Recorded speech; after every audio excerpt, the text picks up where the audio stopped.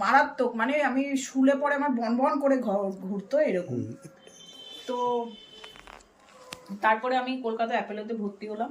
অ্যাপেলের ডাক্তাররা তো অনেক কিছু করলো, তো কোনো কিছু ধরা পড়লো না। তারপরে ইসে গেলাম, এআইজি হসপিটালে গেলাম হায়দ্রাবাদে।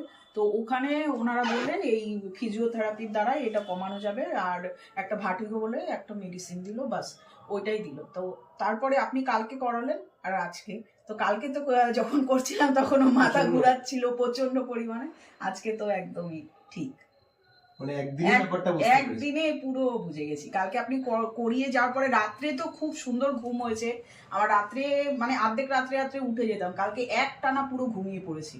মানে শোয়ার সময় ঠাকুরের নাম নিতে নিতে শুয়ে আমি ঠাকুরের নামও নিতে পারিনি, এরকম ঘুম চলে এসছে। তো অনেকটা আরাম, অনেকটা, মানে একদিনে যে এতটা আরাম হবে আমি বুঝতে পারিনি। ঠিক আছে, আপনি এগোন, আশা করি এই সমস্যাটা কোনোদিনই হবে না। আর আমি এই দিনে ওষুধগুলো কিছু খেতে হবে। হ্যাঁ ওটাই।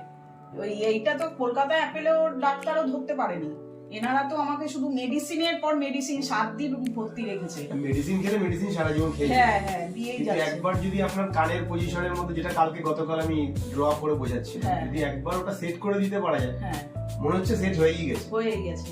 এবার বাকি আর কান কেমন আমার ভারী ভারী ছিল একদম, একটা পেন, হালকা পেন ছিল। 6 মাস ধরে আমার এই কানের প্রবলেম।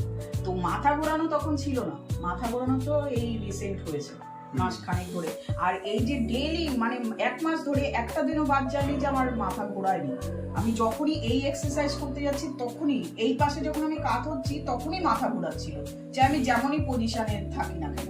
বাট আজকে সেটা, কালকে আপনি করেছেন, কালকে ঘুরেছি, কালকে হচ্ছিল, আজকে একদম ঠিক আছে।